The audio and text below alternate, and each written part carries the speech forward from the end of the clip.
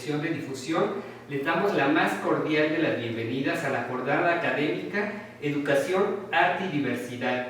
En esta ocasión, pues, corresponde el turno a la Coordinación de Literatura con una ponencia que a mí me parece, la verdad, muy atractiva: la literatura como un frente de lucha por la equidad de género. Yo creo que el público que está aquí con nosotros y el que nos está viendo a través de las plataformas, pues va a estar como muy contento de qué vamos a hablar en esta ponencia, sobre todo de la literatura, como ya les dije, como un frente de lucha por la equidad de género. A nombre del doctor Omar Matamoros Hernández, director de la Dirección de Difusión, pues le doy la más cordial bienvenida y nos acompaña en esta mesa María Julia Hidalgo. Muchas gracias, María Julia Hidalgo López. El maestro Tonatiuh Torres Miranda. Muchas gracias, maestro. Y bueno, la maestra María Toussaint, poeta. Muchísimas gracias, María. Muchas gracias por acompañarnos este día en este tema tan interesante, que además, pues yo sé que nos debe de tener preparado algo muy que nos va a sorprender muchísimo. Ahorita les digo por qué al ratito, pero esto es nada más para ir como calentando un preámbulo de lo que es esta ponencia. Pero además yo estoy muy gustoso, en nombre de la Dirección de Difusión, de que divulguemos este tipo de ponencias. En esta ocasión nos toca a nosotros la coordinación de literatura, pero de igual manera están todas las disciplinas, ¿no? En una ponencia que abarca toda una semana de eventos que tienen que ver con la misma temática, ¿no? Entonces, que es un encargo, además del Instituto Politécnico Nacional, de la dirección, de estar trabajando esta temática. Y sobre todo, en un principio, cuando recibí la invitación, dije, ¡ay, qué emocionante! Pero dije, ¿cómo armamos un esqueleto que podamos aterrizar ciertos puntos, y sobre todo con 3 exposiciones distintas, ¿no? Yo voy a estar aquí como picando por ahí algunos detalles de la literatura para escucharles. Y luego, a mí en lo personal debo decir que la literatura con perspectiva de género no me permito la menor distracción. Más bien, cuando yo estoy leyendo eso, no me permito distraerme. Me gusta porque abona a la construcción de la conciencia y desemboca con la intención de tener una mejor sociedad. Esto desde la literatura escrita por las mujeres, que ahorita vamos a tocar toda esta parte de la literatura femenina. Y luego yo también soy muy de observar, pero sobre todo cuando está uno leyendo, cómo identificar la literatura con perspectiva de género. A mí me gusta mucho ese ejercicio en la literatura, porque las aportaciones que hacen sobre todo la literatura escrita por las mujeres, porque la perspectiva de género cuestiona evidentemente los estereotipos establecidos, elabora contenidos que puedan incidir en el cerebro de una sociedad. ¿Y qué se busca con la equidad de género? Pues se buscan los mismos derechos, beneficios, igualdad de oportunidades, tratados con el mismo respeto en todos los aspectos. Cierto es que también hay literatura escrita por los hombres hablando del género, pero desde la perspectiva masculina, que no es lo mismo, ¿no? Porque sí encontramos, pero el tratamiento que se le da es distinto. Y yo ahora, en estos días de que estaba como construyendo toda esta parte de esta ponencia, que la verdad me tiene como muy contento este tema, y de reencontrarnos, hacer una grabación de menos hoy ya como lo más parecido a lo presencial, ¿no? Con todas las medidas de salud, cito algunos inicios de obras literarias. Yo un día hice un ejercicio con un cuento de Clarice Lispector, que es una gallina, que me parece como muy evidente la perspectiva de género. Y entonces lo que hice es quitar el nombre de una gallina y poner una mujer. Y entonces el resultado es muy atractivo para entender muchísimas cosas. Si bien hay momentos de la misma narración que evidentemente por quien está escrito pudieran apuntar hacia otros destinos, pero no se pierde el hilo conductor y no te pierdes de nada si eliminas la gallina con una mujer en lugar de una gallina, ¿no? si les parece, sobre todo el público, para que empiecen a ir identificando esta literatura, estos datos, que es muy importante hacer estos ejercicios. Inicia, por ejemplo, era una gallina, y si yo digo era una mujer, evidentemente dice el inicio del cuento, y bueno, yo a partir de ahí, ya inconscientemente, cuando regreso a la lectura para ponerlo en algún taller, elimino lo de una gallina y siempre pregunto para ver si los alumnos están entendiendo el sentido literario de esta obra de Clarice. Y luego, otra que me encanta muchísimo es Lección de cocina de Rosario Castellanos. Y sobre todo aquí yo creo que es como más fácil, porque al menos la edición que yo tengo de esta colección de obras de Rosario, el inicio inicia con todas mayúsculas. La cocina resplandecía de blancura. Ahí yo creo que hay una identificación, pero muy certera de la perspectiva de género, y que está haciendo a mí en lo personal me parece, que está haciendo como una comparación para lo que es la pureza de la mujer, ¿no? Porque más adelante habla muchísimo de la carne, de toda esta cuestión de que está cocinando, pero al final de cuentas es una denuncia misma, ¿no? En beneficio de los derechos de la mujer. Pero sobre todo, lo más importante y la vigencia que tiene este texto de Rosario Castellanos, porque a estas alturas, siglo XXI, sigue tan vigente, y lo revolucionaria que significó Rosario Castellanos para los tiempos en los que fue escrita esta obra, ¿no? Y bueno, y más obra de ella, la poesía también, es palpable toda esta parte de perspectiva de género, ¿no? La defensa. Y ya casi yo estaba así como engolosinado un poco con las citas estas, solo como preámbulo, que recientemente usted me compartió este texto, maestro, Las voladoras de Mónica Ojeda. A mí me parece un súper texto, y cuando lo puse la primera vez como para análisis con los alumnos, pues resultó como muy atractivo, porque sin saber mucha información ellos del texto de Las voladoras, ellos siempre lo asociaron que eran las brujas. Y entonces eso me encantó, porque evidentemente está narrado desde ese misterio, ¿no? Que rodea a toda la narrativa de lo que nos está contando en esa región, pero sobre todo me llama también la atención que la edición que tengo, que me compartió, las dos primeras inicios vienen en mayúsculas. Dice, bajar la voz, ¿por qué tendría que hacerlo? Ahí inmediatamente hay un cuestionamiento, independientemente de que hay un juego con lo que sucede en esa región, pero me parece como tan atractivo el ejercicio que se puede lograr a través de este cuento de Mónica Ojeda, donde la doble moral, o sea, que existe en las familias, pero también además eso, el cuento narrado desde la adolescencia, el narrador un adolescente que está cuestionando la conducta también del papá, ¿no?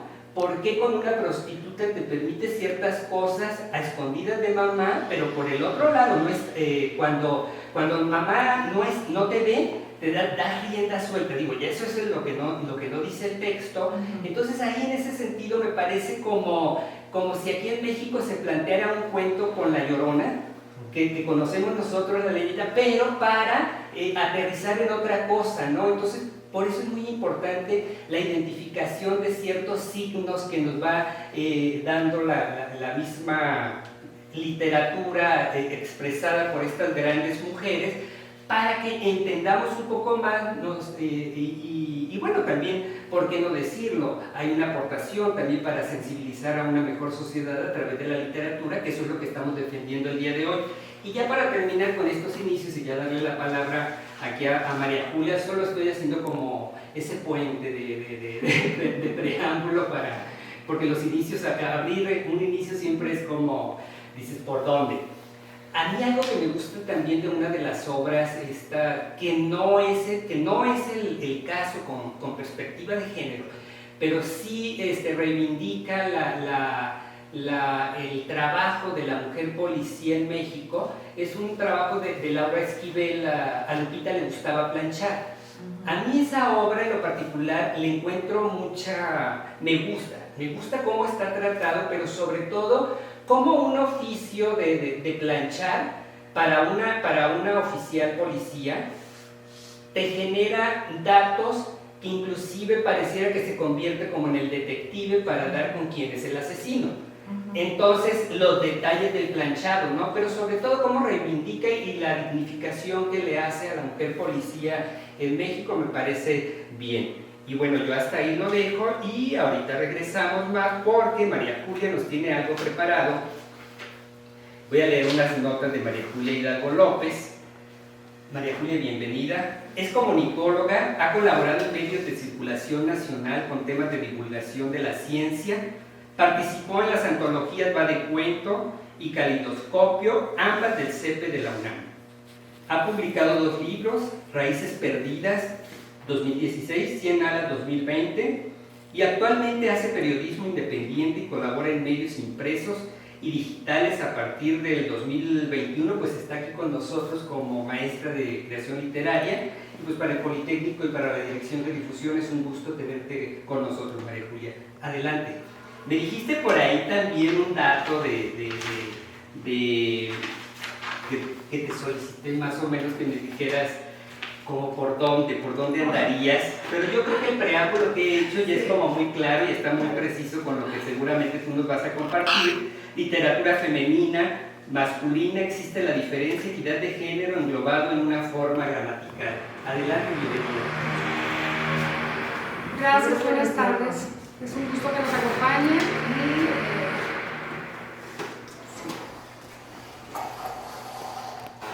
pues muchas gracias por este preámbulo, por esa introducción.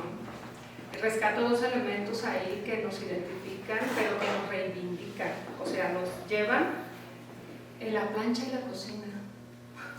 ¿De qué escribimos? ¿Cómo abordamos los temas de las mujeres? O sea, y desde 2 elementos que todos conocemos, que todas como mujeres nos marcan un qué hacer en el hogar, un qué hacer en la sociedad, ¿no? Pero de ahí se desprende todo un trabajo y de ahí hacemos un cambio y una introducción de algo tan íntimo a desarrollar algo que nos deja muy bien colocadas. Muchas gracias. Yo hice como un contraste en la escritura y empiezo con una pregunta. Que se discrimina la literatura escrita por mujeres, las historias, la escritura de mujeres. Si no estudiaste letras, si no empezaste temprano, si no tienes las lecturas obligadas, si eres de provincia, si además de un pueblo, si además provienes de un entorno no lector, si no tuviste una abuelita que te leía antes de dormir, si además eres mujer, si además la más grande, la más chica, la adoptada, si además no te casaste, si te casaste 3 veces, si te rejuntaste, si te fuiste de tu casa, si te divorciaste, si lo abandonaste, si no tuviste hijos, si no amamantaste, si abortaste, si fuiste estéril. El camino, si naciste mujer, tal parece que sí es un camino difícil, de por sí. No me salgas con eso, diría Julian Herbert con su canción de Tumba, donde es un libro autobiográfico donde la protagonista es una mamá prostituta. No me salgas con eso, diría Julian Herbert con su canción de Tumba. Ningún encierro te justifica, diría Juana Inés de Asbaje. No tuviste que haber nacido princesa, solo dar vida a Jesús Apalancares, diría Elena Poniatowska. Ni haber sido esposa de un premio Nobel, solo haber librado la posesividad del laberinto, diría Elena Garro. Mucho menos embajadora, solo haber saltado de todos los altares, diría Rosario Castellanos. Ni haber nacido en tiempos revolucionarios, solo no perder la mirada de niña, diría Nelly Campobello. Ni haber nacido en tiempos revolucionarios, sí, diría Nelly Campobello, ni permitir la locura, solo saber nadar en contra de los ríos subterráneos, diría Inés Arredondo, ni haber sido periodista, solo defender el género, diría Alice Munro, ni arder al escribir fragmentos cotidianos, solo escribir tu diario, diría Ana Smith, ni haber sido amiga de Borges, ni esposa de Bioy Casares, ni hermana de Victoria, solo mantener el enigma, diría Silvina Ocampo. Si tienes que escribir desde lo más profundo del mar, diría, si tienes que escribir, hazlo desde lo más profundo del mar, diría Germán Melo. Desde la inocencia de un principito, diría Antoine de Saint-Exupéry. Desde las disecciones de las pasiones humanas, diría Marcel Proust. Desde el círculo de la serpiente, diría Julio Cortázar. Desde el éxtasis que quema, diría Roberto Bolaño. Desde la verdad y la belleza de los números, diría J.M. Murcia. Escribir desde los amores encolerizados, diría García Márquez. Desde la voz de la tierra, diría Juan Rulfo. Hablando de quién escribe la literatura, cada cual tendrá su mejor respuesta en un momento meditativo para encontrarse con sus mayores referentes.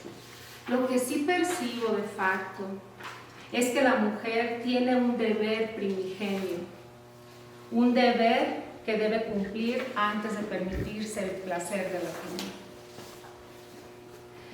En esto de quienes escriben, quienes están ahora haciendo literatura, dónde están esas mujeres que no conocemos. Hice aquí alguna mención de mujeres que quizá muchos de ustedes conozcan, hayan leído su obra, pero también existen otras mujeres de quienes no sabemos nada. Me acabo de enterar de un mapa que se hizo el año pasado, tiene un año apenas este mapa, que se llama Mapa de Mujeres, Mapa de Escritoras Mexicanas Contemporáneas. Es muy importante mencionar ese nombre.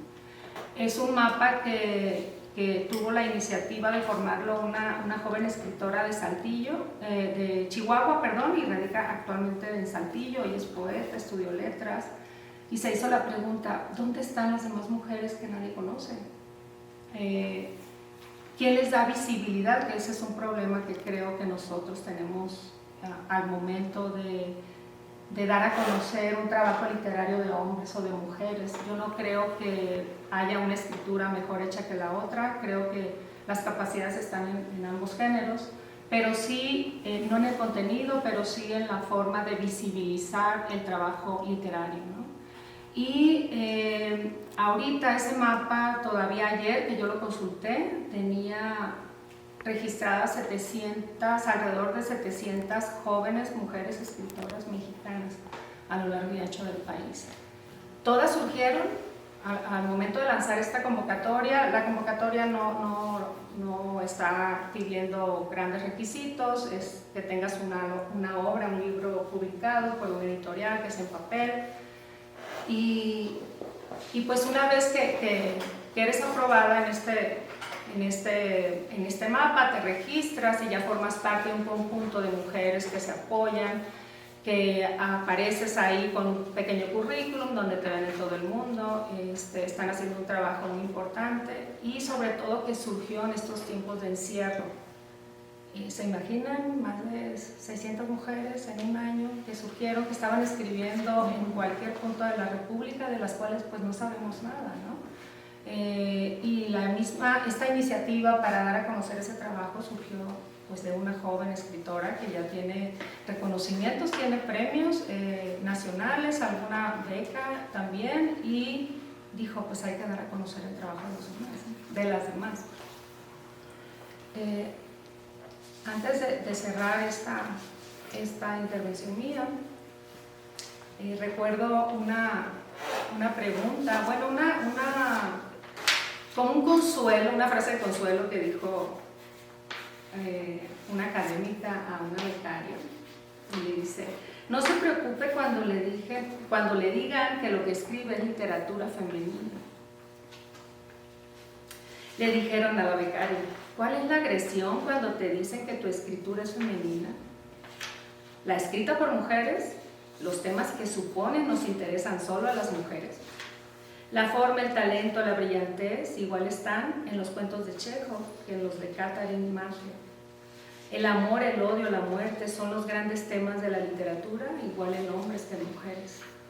El tratamiento, la contundencia, la erudición, el sentimiento, la honestidad y la belleza que cada uno imprima en la obra es lo que hará que se conmuevan otras pieles. Sí y solo sí no existan intereses mezquinos de por medio. Las mariposas son más fuertes que los demonios, no tenga usted miedo, le dijeron a Elena Paz. Mas al parecer ella no pudo librarse nunca de la literatura ególatra, patriarcal y hostil que la rondó en su momento. Solo algunas preguntas, algunos nombres, que siempre es importante, creo, traer a la mesa, al debate, a la discusión y sobre todo en estos tiempos tan discutidos donde se habla donde estamos en una lucha de equidad de género, de búsqueda de igualdad de oportunidades. Y en la escritura, pues esto no es una excepción. O sea, los talleres, la formación de nuevos escritores, las nuevas oportunidades, las editoriales, las voces que se escuchan, las que nunca llegamos a saber de ellas. Entonces, pues estos ejercicios siempre serán muy buenos y pues muchas gracias por este tiempo. No, hombre, al contrario, muchas gracias, María Julia. Ahorita vamos a regresar en una segunda ronda, pero ahora toca el turno al maestro Tonatiuh Torres Miranda. Les leo una breve nota del maestro. Bienvenido, maestro. Gracias. Él estudió literatura hispánica, ha elaborado los talleres de creación literaria del Instituto Politécnico Nacional desde el 2002, dio clases en la UAM, Iztapalapa, también se ha desempeñado como corrector de estilo independiente para el Colegio Nacional, actualmente trabaja como investigador del programa en el Centro de Estudios Lingüísticos y Literarios del Colegio de México, y pues es un gusto, igual que con María Julia y que con Marian, que nos acompaña. Maestro, yo voy a dar como una pequeña introducción para el público, sobre todo de lo que va a escuchar del maestro, después de hacer una muy pequeña panorámica del llamado nuevo boom latinoamericano femenino y de mencionar algunas de las autoras y unos pocos rasgos generales. El maestro nos planteará una cuestión ya un poco añeja, pero aún válida, sobre las marginalidades que aún yacen en el ámbito literario actuales. En otras palabras, si bien ha habido una gran vuelta de tuerca y el papel femenino es preponderante en la actualidad, es preciso entonces seguir extendiendo la mirada hacia los sectores social y culturalmente marginados, de manera que se siga añadiendo al factor del género la inclusión de todas aquellas que carecen de acceso a los circuitos culturales hegemónicos para el... Perdón, me fui por otro lado, pero por ahí va el hilo conductor de la exposición del maestro. Muchísimas gracias y bienvenido, maestro, a esta ponencia. Pues muchas gracias a todos. Gracias a la Coordinación de Literatura, específicamente a la Dirección de Difusión Cultural del IPN, y por supuesto es un gusto estar aquí con María Julia y con María Toussaint, también con el profesor Quesada. Y bueno, antes de empezar, mi participación en este momento quizás suene un poco árida, voy a tratar de atemperar un poco esto, no pude evitarlo. Agradezco también a Lucrecia González, cuyos comentarios y apoyo con la bibliografía fueron de gran utilidad. Y bueno, lo que voy a tratar de alguna manera se superpone con lo que decía María Julia, lo cual me alegra porque quiere decir que estamos en la misma sintonía, eso está muy bien. Entonces, si bien el tema que nos ocupa es particularmente diverso, tanto en extensión como en profundidad, como ya nos mencionaban tanto el profesor Quesada como María Julia, cualquier comentario evidentemente se va a quedar corto. Mi intención en estos minutos va a ser dar, como ya se decía, una brevísima noticia de algunas de las narradoras que priman en esta época, para después reiterar un tema cuya importancia no ha cesado, como ya se mencionaba, es decir, cuál es el lugar y los cauces de los sectores que son atravesados por diversas marginalizaciones, a las que se añaden específicamente cuestiones sociales, económicas. Hace ya varias décadas que los escritores de América Latina, por diversas circunstancias que sería largo de desarrollar aquí, estuvieron bajo los reflectores internacionales durante el llamado boom latinoamericano. parte de las características de ese fenómeno era que los creadores que ocuparon este nuevo espacio eran, pues precisamente, ¿no?, latinoamericanos, es decir, una región cuya importancia literaria estaba siendo validada, y esto es un asunto que sería pues, un tema bastante bueno de discusión, estaba validada en esos momentos por el establishment occidental. De pronto autores connacionales y del resto de nuestra América eran conocidos en otras latitudes, eran publicados, leídos, comentados. Con el paso del tiempo se han destacado varias omisiones en aquel boom latinoamericano, en los nombres etiquetados dentro de aquella nómina de autores que quedaron fuera y que afortunadamente han ido ganando peso, como ya lo mencionaba el profesor Clarice Lispector, María Luisa Bombal, Nelida Piñón, Sara Gallardo, Inés Arredondo, entre otras. Desde luego las causas de estas omisiones son múltiples, pero quisiéramos ser optimistas, pensar que paulatinamente estas, es decir, las causas de estas omisiones o ocultamientos, han ido perdiendo fuerza. Con el pasar de las décadas, estas y otras voces han ganado peso con bastantes méritos propios. De hecho, la situación actual apunta hacia una nómina mayoritariamente distinta. Una rápida revisión de quienes ocupan algunos de los lugares preponderantes en las letras latinoamericanas en la actualidad arroja los siguientes nombres. La lista, desde luego, no es exhaustiva, no quiere serlo, es únicamente ilustrativa. Como toda selección, como toda antología, es útil al tiempo que irritante por todo lo que se excluye y, evidentemente, por todo lo que sí se incluye. Podemos contar en estos nombres a Natalia Borges Polesso y a Mariana Torres de Brasil, a María José Caro y Claudia Ulloa Donoso de Perú, Liliana Colanzi de Bolivia, María Fernanda Ampuero y Mónica Ojeda de Ecuador, Mónica Ojeda que ya se mencionaba, Lola Copacabana, Samantha Sherlin, Luciana Sousa de Argentina, y de México, bueno, Cristina Rivera Garza, Gabriela Jauregui, Guadalupe Nettel, Brenda Navarro, Brenda Lozano, Fernanda Melchor, Laia Jufresa y Valeria Luiselli, entre muchas otras. Repito, una disculpa por las omisiones que no han sido con dolo. Ya Julio Cortázar afirmaba, volviendo al boom, en una entrevista que los lectores latinoamericanos, más enfocados hasta entonces en autores europeos o norteamericanos, comenzaron a leer autores latinoamericanos, a sus propios compatriotas. Más aún, afirmó que el boom dio confianza a estos jóvenes latinoamericanos porque confiar en la obra de sus compatriotas era confiar en ellos mismos. Afirmaciones análogas pueden hacerse respecto a este nuevo boom liderado por mujeres. Esto es, que hay una mayor cantidad de autoras y que por tanto puede esperarse que un mayor número de lectoras vuelva sus ojos sobre las obras de estas mujeres. Y también, por supuesto, que la existencia de estas autoras genere mayor confianza en las jóvenes escritoras, que ven en ellas un camino que ya existe de una manera innegable, que hay una mayor confianza en sus propios escritos porque tienen confianza en las autoras que pueblan el panorama literario actual. Parece que una de las características de estas presencias literarias femeninas es que se alejan de uno de los conceptos que permeaba la figura del escritor en tiempos anteriores, ya sea que este concepto que voy a mencionar ahora fuera explícito o parte de una especie de poética implícita de lo que debe ser un autor en los cenáculos literarios. Este rasgo del que se alejan, repito, es el trabajo que apuesta por la individualidad tanto personal como creativa, el autor como una especie de personalidad monolítica que se juega todo a sus habilidades y talentos. Por el contrario, estos trabajos femeninos actuales apuestan por la labor conjunta, un poco como lo que mencionaba María Julia Hidalgo. Ya que estoy en cierta posición, me extiendo hacia el resto de las compañeras que también escriben. Repito, se apuesta por la labor conjunta, por el grupo, por la comunidad. Los nombres que reciben este tipo de labores son transparentes, como ha habido ahora, ¿no? Se llaman tsunamis, se llaman mareas, marabuntas, colectivas. Todo lo contrario a una ola solitaria que depende de sus propias fuerzas, ingenio o resistencia para prevalecer. El trabajo en conjunto es radicalmente diferente y de ello se nutre buena parte de su fuerza y su originalidad. Se trabaja, o se intenta trabajar, de manera horizontal, de forma que las estructuras jerárquicas verticales, tan comunes en nuestra época, y en las anteriores desde luego, no vicien el sentido ni los frutos de las tareas literarias. En este punto, es preciso recordar que ya desde las décadas de 1970 a 1980 se había planteado que era necesario abandonar la concepción de la mujer como un ente monolítico y comenzar a reconocer la presencia de otro tipo de identidades marginales. En los 70 ya se hablaba, desde luego, como las mujeres no blancas y pertenecientes a estratos sociales no privilegiados. Ser mujer, pero además ser latina o negra viviendo en la pobreza implica, como dice Itziar Siga, esta intelectual española, en el libro Un Zulo Propio. Un zulo es un españolismo que significa un agujero, ¿no? Por supuesto el nombre hace referencia a un cuarto propio o una habitación propia de Woolf, ¿no? Dice ella en este libro: el género no es un corte limpio que divide el mundo en dos, y esto es importante, ni es el único corte.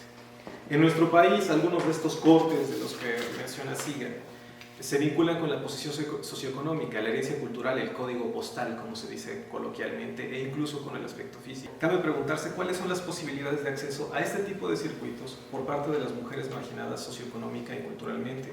En un país que tiene fama de tener pocos lectores, esto se agudiza aún más. Aún para los sectores más desahogados, en buenas posiciones, la inserción en el mundo literario tiene tramos cuesta arriba.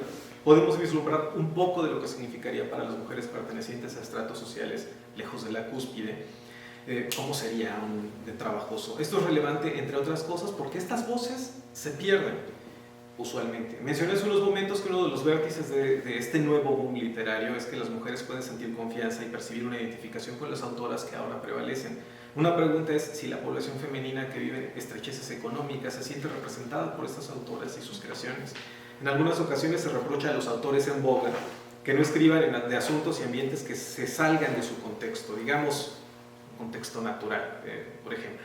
Podría exigírsele a algunos creadores literarios que no escribieran una vez más historias que transcurren en la Ciudad de México, en espacios como La Condesa, y que los protagonistas no fueran una vez más blancos de clase media, que se notara en sus obras la huella de otro tipo de realidades. Esta exigencia, sin embargo, en mi opinión, no tiene sentido, porque si se hiciera, quitaría la voz a quienes realmente pertenecen a esos estratos que no están teniendo voz, que están en ámbitos realmente liminares, marginales, en vivencias que realmente son otras. Pretender ser portavoz de estas sensibilidades desde una perspectiva desahogada, desde experiencias, desde una atalaya que no es propia o que no nos pertenece, podría calificarse de oportunista o incluso pues un poco de apropiación. He querido con todo esto expresar que antes que intentar representar las voces de mujeres marginadas de manera vicaria, sería más adecuado que estas voces marginales se apropiaran de espacios propios. La pregunta obviamente es cómo, ¿no? Como he mencionado, como ha mencionado el investigador Alejandro Higashi, el circuito literario implica una burocratización, una profesionalización de los autores, esto es, una formación universitaria, participación en la tertulia, una tertulia en amplísimo sentido, claro, ¿no? Ser publicado, solicitar y ganar becas, participar en la crítica, cito, suplementos, entrevistas, compilaciones, sistemas de evaluación, talleres literarios, etc. ¿Cómo se accede a todo esto? Desde la periferia, ¿no? Desde la banqueta, desde Catepec, ¿no? Por poner algo. Desde luego no tengo la respuesta a estas preguntas, que evidentemente no son mías, solo las retomo para plantearlas en este espacio.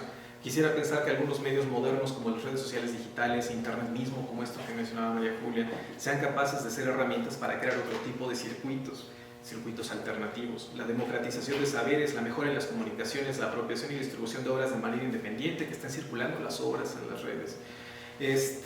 Podría ser una de las respuestas. Todo esto ya está en marcha y por tanto hace falta que se multipliquen estos esfuerzos y se difundan. Otro matiz en las posibles vías está en los rasgos que mencioné antes que caracterizan o que se desea que caractericen a los nuevos grupos literarios femeninos, el trabajo colectivo y la horizontalidad, rasgos que debieran ser la brújula para todos estos esfuerzos. Y con esto cierro. Por lo pronto es evidente que no estoy proponiendo nada nuevo, creo que por lo menos yo solo puedo insistir tanto como sea posible en recordar estas situaciones, estas marginalidades, hacer un recordatorio que sirva, al igual que como para ciertas fechas estudiantiles, para que no se olviden. Gracias. Pues muchísimas gracias, maestro. Sí, también se vale aplaudir porque estamos en... Muchas gracias. Y ahora pues vamos con Marian Toussaint. Muchas gracias, Marian, bienvenida. De Marian les voy a leer algunas notas porque su currículum es muy, pero muy amplio, pero me gustaría sobre todo para los jóvenes que nos están viendo, consulten la obra publicada de Marian. Marian Toussaint es originaria de Torreón, Coahuila, estudió letras hispanoamericanas en la Universidad Nacional Autónoma de México. Entre sus libros publicados está El paisaje era la casa, que a mí me encanta, colección de Cenetena, Poesía, Consejo Nacional para la Cultura y las Artes, Provincias de la Noche en Cordillera de Sombras, El paisaje era la casa, que yo creo que fue la primera edición, porque ya van 2 ediciones de este libro, Murallas, colección de Mercado de Poesía, Mapas de humedad en Golpe de Dados, esto fue 4 nuevos poetas mexicanos por allá en Bogotá, Colombia, El viento funde el paisaje en caligrafía de Ariadna. Esa cuchilla móvil, también fue publicada por el Ayuntamiento de Torreón, Coahuila. Y bueno, Marian, entre otras cosas, pues es catedrática, académica. Nos honra muchísimo cada jueves con una masterclass aquí en el Instituto Politécnico Nacional dedicada para el nivel medio superior. Cada jueves sucede esta clase por las tardes. Hoy es una excepción porque la tenemos aquí en el Centro Cultural, en un espacio que ya extrañábamos, este rinconcito del libropuerto, entre libros, una tertulia, como lo decía por ahí, tan indispensable y básica, las tertulias literarias, ¿no? Con un buen café y bueno, también con una copa de vino, porque no hay que recordarles que estamos desde el queso, como se le conoce a este centro cultural también sobre y entonces, pues queso hay mucho ahora, pero seguramente en cualquier momento llegue el vino. Pues bienvenida María, también debo decir que recientemente se incorpora a la parte de creadores nacionales, becaria al sistema de creadores nacionales. Pues felicidades, porque yo siempre digo que una beca es una lotería. Sí. Además, tan competidas las plazas para una beca, entonces es un privilegio que tiene el Instituto Politécnico Nacional que tengamos, y además becaria. Muchas gracias, bienvenida María. Yo sé que a lo mejor tú eres como, me dices algo y de repente dices, no, en la noche pensé esto, en lo calma. Entonces mejor, para no quedar mal sobre algo que ya me habías dicho que tenías preparado, mejor te escuchamos. Bienvenida, muchas gracias. Muchas gracias, Oscar. Bueno, pues quiero primero agradecer haber sido invitada y también ser parte del Politécnico, que como dato curioso, hace casi 40 años, yo comencé mi primer taller de literatura, lo comencé en el Politécnico. Y ahora estamos en la masterclass y es un ambiente que me gusta mucho porque nunca se vincula al arte. Al Politécnico lo tenemos como apartado. Y no, para nada, hay gente muy talentosa entre los alumnos y hay mucha inquietud también entre los maestros, y obviamente en Oscar, que es el que dirige toda esta parte literaria. Y bueno, me da gusto que ahora la Dirección de Difusión y la Coordinación de Literatura estén haciendo este tipo de eventos, que es la Jornada Académica de Educación, Arte y Diversidad, que ahora dirige esta parte Omar Matamoros, y pues tiene la invaluable ayuda de Oscar Manuel Quesada. Bueno, para mí no escribí porque, como dice, me conoce muy bien Oscar, si estoy oyendo lo que los demás, me van a brincar otras cosas, seguro. Estoy muy contenta de compartir esta mesa, este semicírculo con María Julia y con Tonatiuh. De verdad es un honor, y me quiero abocar a varias cosas. Creo que las mejores obras literarias escritas por mujeres no son cuando se proponen ejercer una conciencia de género, sino que son fieles a toda una íntima conciencia y un cambio radical en ellas mismas. Si no, no hubiésemos tenido estos grandes deslumbramientos a través de la historia. Para comenzar, que habíamos hablado un poquito, Oscar y yo, centrada en México, en la independencia las mujeres son vistas casi siempre como al lado de los hombres, ayudando a los hombres.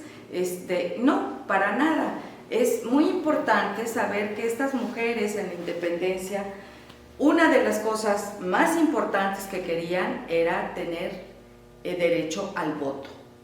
Entonces, ahora de pronto esta equidad de género en las cámaras, esta equidad de género en las gobernaturas, en todo esto, pues es que las mujeres están ahora muy agresivas. No, las mujeres no están agresivas. Lo que pasa es que tienen demasiados años, siglos, tratando de tener un lugar y una voz propia. Entonces, La literatura, como cualquier arte, tiene una necesidad de expresar lo más íntimo. Y cuando eres una mujer y quieres ser vista o escuchada, leída, admirada como coreógrafa o como pintora o como actriz, hay todo un diálogo y un monólogo interior que es el que se va a transmitir. Entonces, bueno, en la independencia, el primer poema político se le achaca a una poeta que se llama Josefa, espérenme, aquí lo puse, Josefa Mendoza, ¿sí? Y es el primer poema a la independencia. Entonces, estamos viendo que el panorama no es actual, es de siglos, es de siglos. Y tenemos, por ejemplo, y no quiero traerla como un machote, pero tenemos a una Sor Juana Inés de la Cruz, que era un talento intelectual. No solamente era poeta, no, era una mujer absolutamente brillante, que era concebida por sus contemporáneos y por los que siguieron en Europa también, como alguien dotado con un pensamiento filosófico absolutamente de avanzada y una capacidad de escritura como primero sueño, que nunca acabas de analizarlo, más allá de las aptitudes que muchas y muchos han tenido durante muchos siglos. Bueno, y me quiero referir a qué ha pasado con las mujeres. Hay algo que se nos olvida.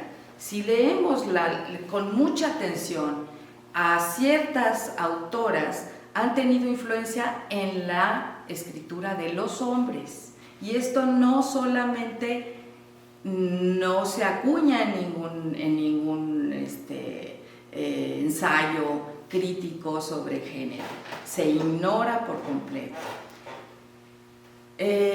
Para hablar de manera universal, me quiero referir al caso de Mary Shelley, la autora del Frankenstein, ¿sí? Ella lleva el apellido de su marido, el gran poeta inglés Shelley, es maravilloso, pero la que va a hacer un parteaguas en la literatura universal, en la literatura mundial, es Mary Shelley. ¿Por qué? Porque a los 19 años ella es un ser completamente distinto a lo que podría ser una jovencita de su época. Fue hija de una gran feminista, ahorita estaba preguntando que cómo se pronuncia porque siempre lo pronuncio mal. Su madre era Mary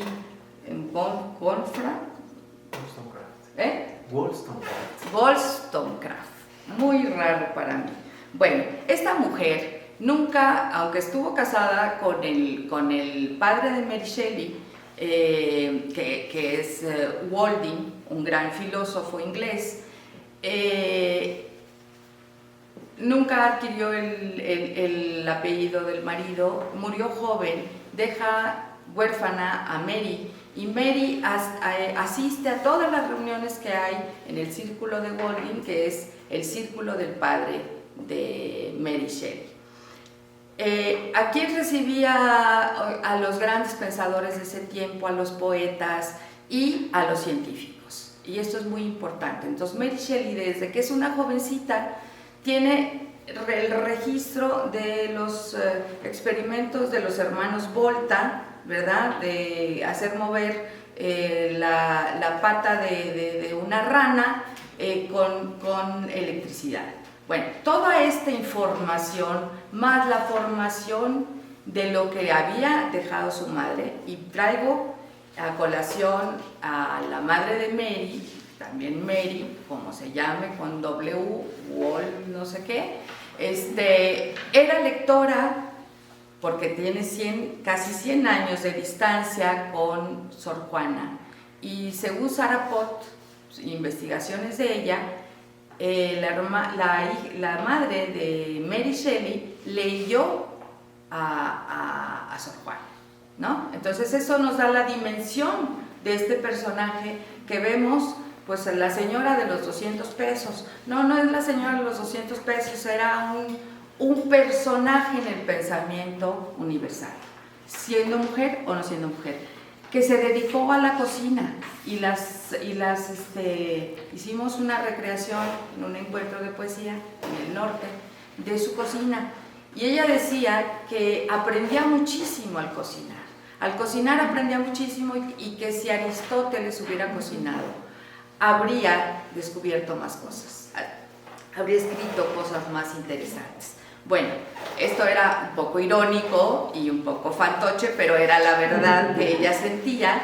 Pero ella, ¿por qué cocinaba? Esto es muy importante. Primero porque tenía la pasión, pero porque porque era extraordinaria cocinera, halagando al obispo y a los sacerdotes y a todos estos hombres de poder en la iglesia, ella que estaba en un convento, le daban permiso después de los grandes banquetes que ella ofrecía de usar la biblioteca. Entonces ella afina el sentido, hablando de la cocina, esta referencia que hacemos de Rosario Castellanos y de otras narradoras y poetas, pues ella lo usó como una arma para poder tener un poder que a las mujeres se les ha vedado por muchos siglos en muchas culturas, que es el conocimiento, ¿sí? Bueno, entonces, pues vamos a hacer una pequeña lista. Yo ya no sé cuánto llevo, pero bueno, vamos a hacer una pequeña lista de cuáles son estos poderes que la mujer sigue queriendo alcanzar, y la expresión literaria es una de sus grandes armas, y sobre todo es un arma sanadora, ¿sí? Si yo me concibo igual que un hombre, entonces yo ya adquiero otra dimensión ante mí misma, y eso es para mí lo fundamental. Entonces, ¿a qué no hemos tenido acceso y que se ha adquirido? Porque ya, aunque no lo crean las chicas de ahora, se ha recorrido muchísimo camino. No, la mujer no tenía el poder económico, sus propias finanzas, si recibía una herencia, no las podía manejar. Tenía que haber un tutor masculino, o el marido, o el padre, o el hijo, pero tenía que haber alguien que administrara sus finanzas. El poder recibir, aunque esté mermado, un sueldo, que no tiene por qué estar mermado, ese es otro punto, nos da otra perspectiva del mundo, nos da una libertad que no teníamos. El poder del conocimiento, podemos ir en Occidente a las universidades y a las maestrías y a los doctorados y dedicarnos a tiempo completo si queremos hacer eso. El poder político, podemos votar, eso ya fue una gran amplitud. Y el poder de decir lo que sentimos y lo que somos, y el poder de compartir que también somos seres eróticos. Ya no somos descritas literariamente como seres eróticos, ya no somos esa pequeña o dulce flor que languidece al lado de un arroyo y se ve dibujada por su pureza y por... No. La mujer está muy clara. Yo tengo rondando todas estas ideas y tengo algunas cosas escritas, como un pequeñito ensayo sobre la poesía erótica escrita por mujeres en México, que ahorita voy a leer una parte, yo creo que en el segundo fragmento. Pero hay una cosa muy importante, y creo que también esa la vemos en la literatura: la culpa.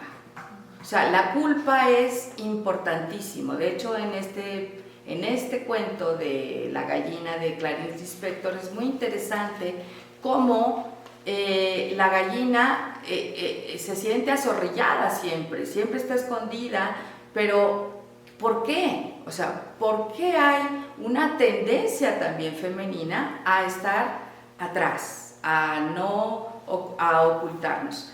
Hay un ensayo muy interesante de unas sociólogas en donde decían que en la antigüedad, en la civilización, o sea, a través de muchísimos años, de miles de años tal vez, bueno, la mujer se va quedando porque no es la que casa, o no es la que caza en grande, pero sí cazaba y sí pescaba, ¿no? La cacería pequeña sí, ¿no? Y comete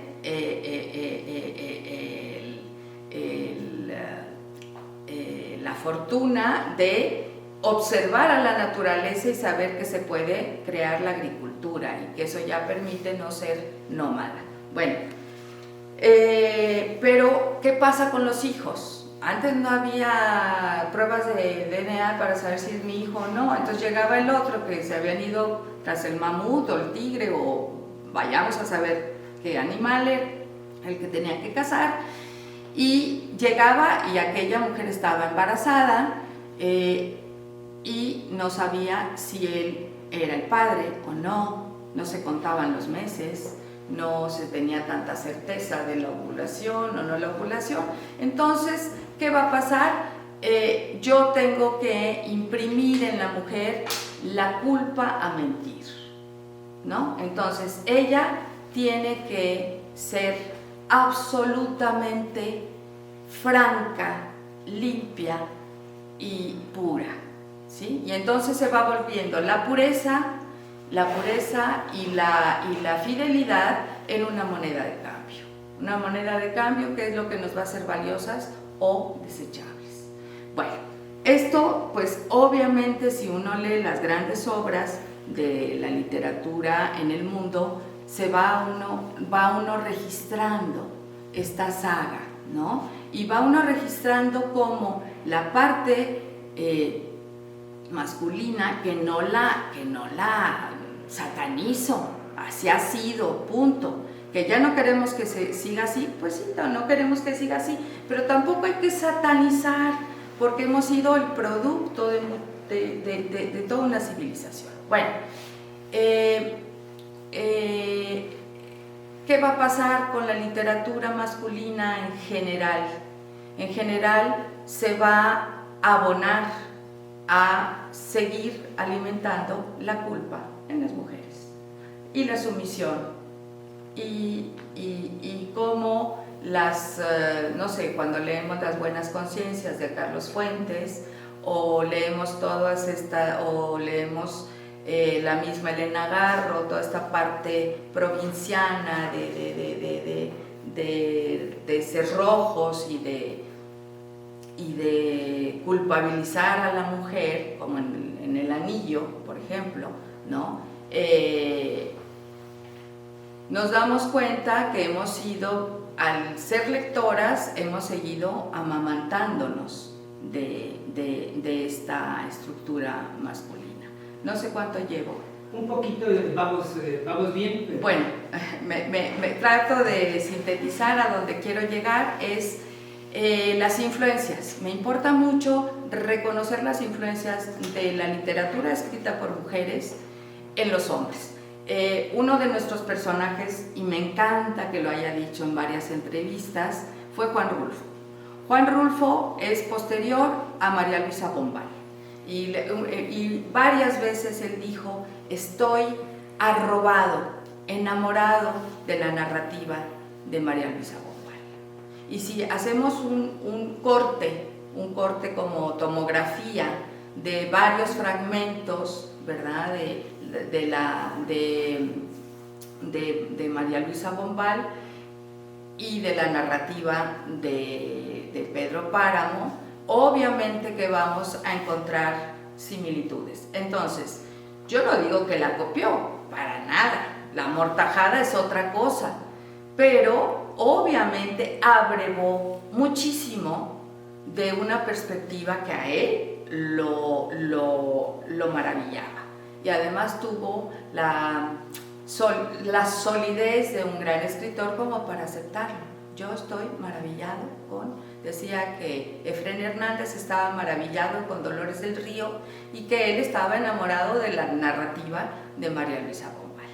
Pues como ven, como el tiempo nos No, consume rapidísimo, perdón. pero por supuesto que vamos a solicitar a la Dirección de Difusión a través del doctor Matamoros Hernández para que este ciclo continúe, ¿no? Claro, A la brevedad.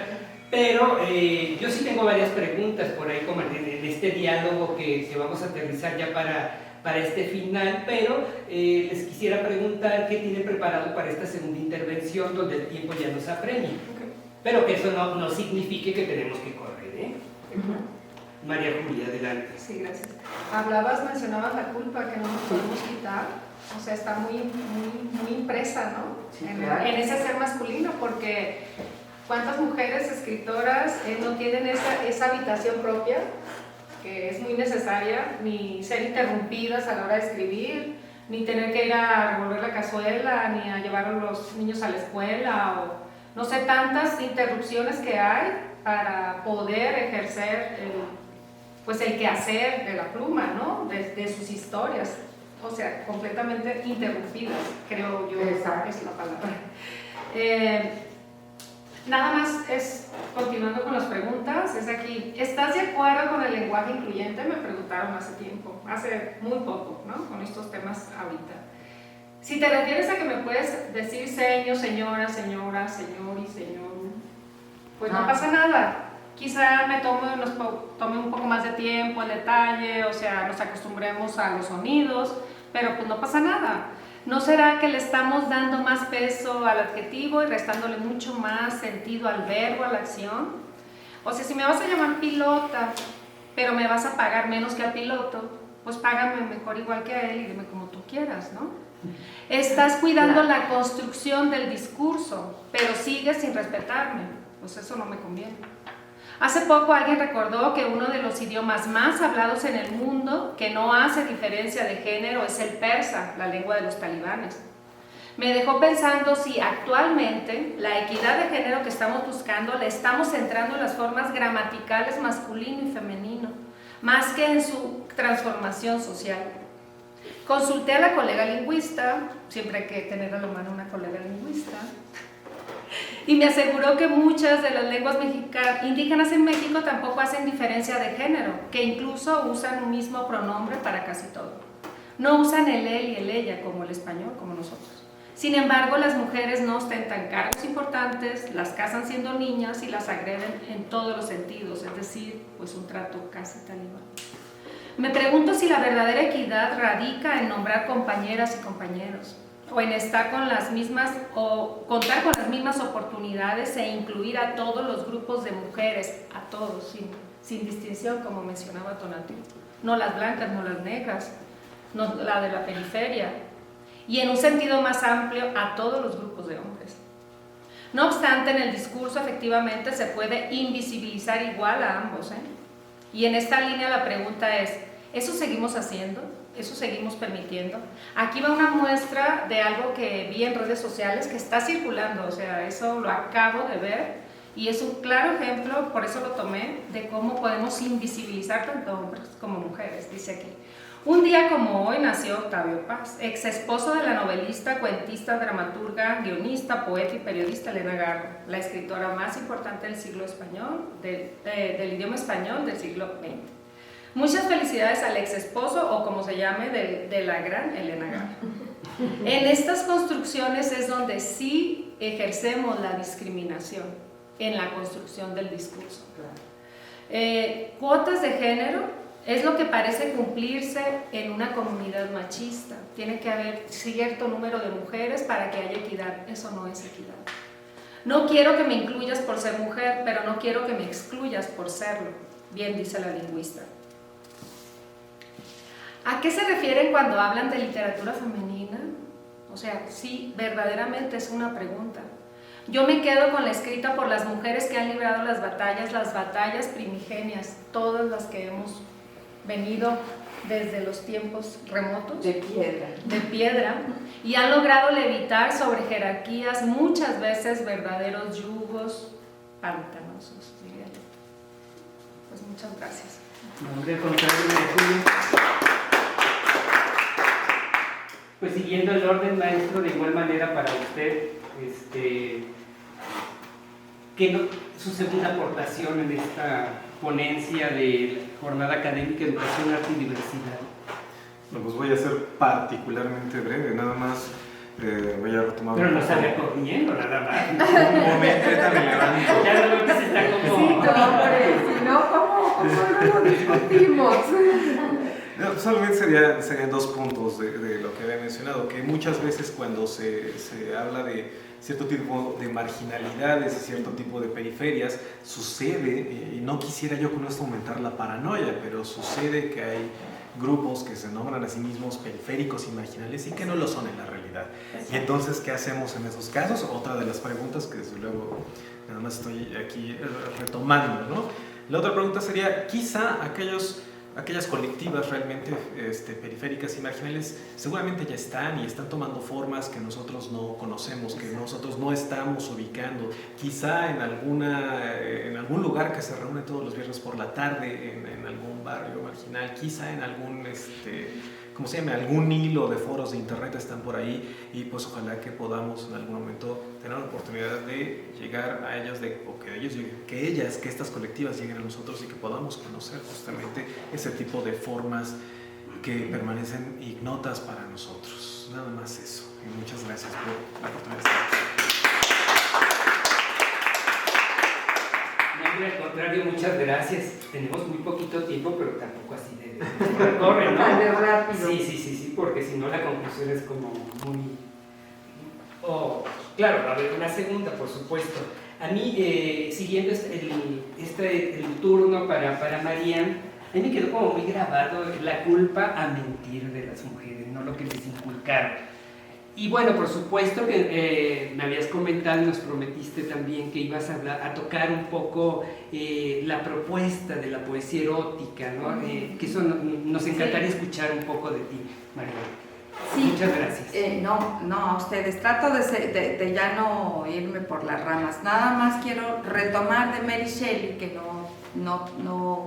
no lo terminé, que no tiene mucho que ver con lo que su padre hizo con la historia, que es la que conocemos en teatro y en cine, sino que hay que leer Mary Shelley, el Frankenstein, nos va a dar la pauta en el movimiento del romanticismo, la fragmentación, la forma de Frankenstein es por partes, está cosida, y esa es nuestra historia literaria actualmente. Entonces está viendo al futuro, no solo un futuro científico, sino un futuro artístico, literario y humano. Nuestra formación actualmente es fragmentaria.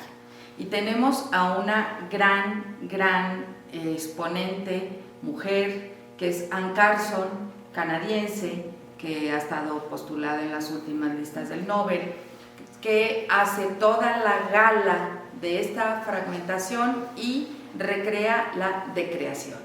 Entonces, vuelvo a lo mismo, las mujeres han inaugurado muchos temas y muchas formas y muchas retóricas que son ignoradas cuando se hacen recuentos de la forma, ¿no? La forma en que están escritas. Y aprovechando, nada más que se me ha olvidado decirle al público que nos puede escribir y contestamos todo lo que esté a nuestro alcance, ¿no? Porque hay mucha gente del otro lado que nos está siguiendo, y recordarles que nos escriban y nosotros contestamos. Te dejo para escuchar la lectura de María, que yo tengo muchas preguntas que hacerte. No, está bien. No, y yo igual a ustedes, ¿no? Por supuesto.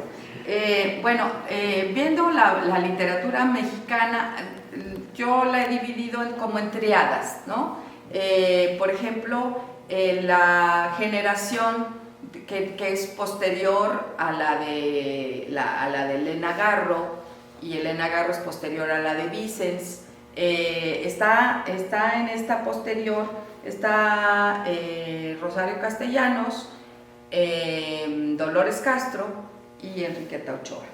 Bueno, Enriqueta Ochoa es la que pone en la punta de lanza en el 1952 con un poema que se llama Las urgencias de un Dios, ¿no? En donde su idea filosófica de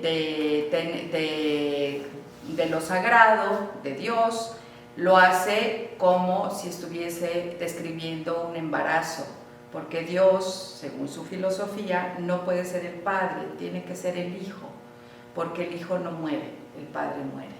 Entonces, todo esto creó que la excomulgaran en su ciudad natal y que se prohibiera el libro donde estaba este poema publicado, que se prohibiera la lectura, y se agotó, por supuesto, el libro, ¿verdad? Y las señoras de la Perpetua, o no sé qué, fueron a pedir a su casa pues que quemaran, así como los nazis, que quemaran en la plaza pública ese libro. La defendió su padre, que era un hombre que era masón y que pues pensaba que una obra de arte, y eso es muy importante para hombres y para mujeres, una obra de arte o lo que intenta ser una obra de arte o lo que intenta ser nuestro discurso es como un hijo. Si sale chueco, pues es tuyo. Si sale bien, pues es tuyo y se reconoce. Les quiero leer de esta parte cómo exhibe estos versos y los analizamos rapidísimo. Dice: mentira, o sea, ella está hablando de las mujeres, en otro poema que se llama Las Vírgenes Terrestres, también escrito en esos años. Mentira que somos frescas quiebras cintilando en el agua, que un temblor de castidad serena nos albea la frente, que los luceros se exprimen en los ojos y nos embriagan de paz. Mentira. Hay una corriente oscura disuelta en las entrañas que nos veda pisar sin ser oídas y sostener equilibrio de rodillas con un racimo de luces extasiadas sobre el pecho. ¿Qué está diciendo? Que las mujeres tienen deseo y que ese deseo corporal, físico, erótico les veda ser oídas, o sea, hacen ruido, existen. No como los hombres las quieren, sino son ellas mismas, ¿no? Bueno, gracias. Pues muchísimas gracias. Yo no sé, pues hay muchas preguntas en el chat que tenemos que... Sí, yo también me quedé con muchas preguntas que hacer, sobre todo este acercamiento que estuvimos hablando mucho sobre Rosario Castellanos, sí. que tú tuviste esa oportunidad de observar, ¿no? de conocer también cómo en ese tiempo de adolescencia quizá, ¿no? Cómo se crece conociendo a estos grandes personajes, estas figuras de la literatura mexicana, ¿no? Es un privilegio, por citar algunos, ¿no? Y sobre todo tan de cerca de Enriqueta Ochoa, como ahorita lo que nos acaban de compartir, pero el tiempo apremia y estamos muy contentos de esta ponencia dentro del marco de la Jornada Académica Educación, Arte y Diversidad, convocada por el Instituto Politécnico Nacional, por la Dirección de Difusión que comanda el doctor Omar Matamoros Hernández, director. Darles las gracias, María Julia, por aceptar participar. Muchas gracias, maestro Tonatiuh Torres Miranda, muchas gracias por esta colaboración y de cierta manera hacernos un poco correr con tantas cosas, sobre todo cuando uno ya tiene a más de dos, la tertulia se pone muy buena porque van saliendo cosas, ¿no? De igual manera, María, muchísimas gracias por compartir este extracto, esta parte que nos pone en un contexto muy importante, ¿no? De la mujer sobre todo y por qué la culpa mentir. Muchas gracias a nombre de la dirección. Yo no sé si alguien quisiera del público, que estamos haciendo como un pequeño ensayo de lo que será el regreso a las actividades presenciales con todas las precauciones. Está por ahí Alexa, que quisiera compartirnos algo, que he escuchado la ponencia. Pues bienvenida, Alexandra. Ya le ando cambiando el nombre, ¿eh? Después de tanto no vernos. Alexandra Rosselli, muchas gracias, bienvenida. Muchas gracias. Yo llegué con muchas preguntas, por ejemplo, ¿qué es la perspectiva de género en la literatura?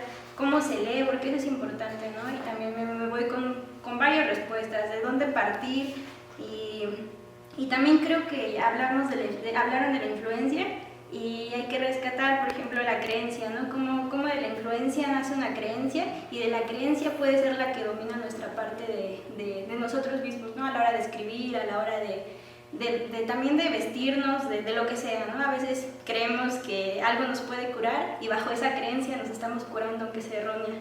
Y yo creo que influye también esto en la literatura, no puedo saber, y también esa es una pregunta, ¿no? ¿Cómo influyen nuestras creencias si ya estamos tan sumergidos en esta parte de la vulnerabilidad marginal de la que hablaban?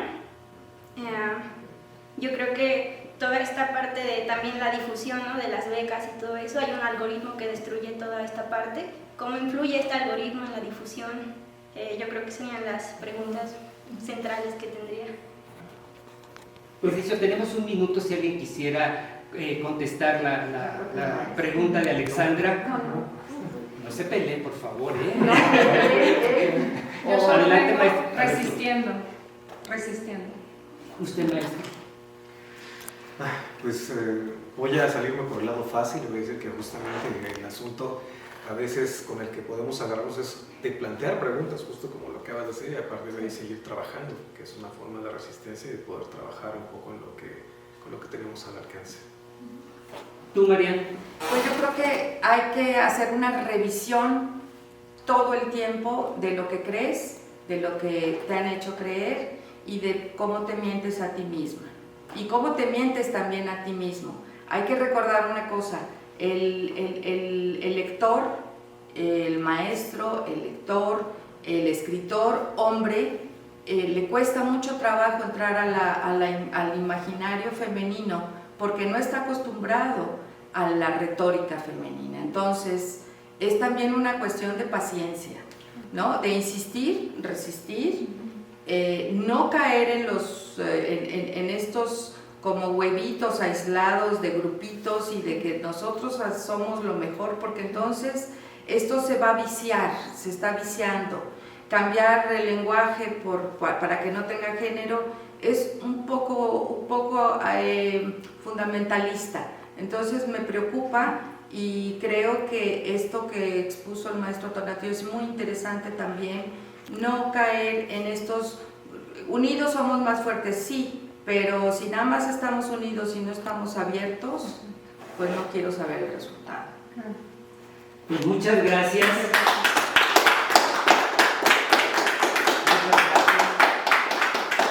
Pues a mí solo me resta decirles que antes de retirarnos vamos a contestar todas las preguntas que nos están haciendo con este panel maravilloso que tenemos, y a nombre del Instituto Politécnico Nacional, de la Dirección de Difusión y la Coordinación de Literatura, agradecerles por seguirnos en esta jornada académica, educación, arte y diversidad, y recordarles que la ponencia de la literatura como un frente de lucha por la equidad de género es solo una probadita de las aportaciones de las mujeres en la literatura.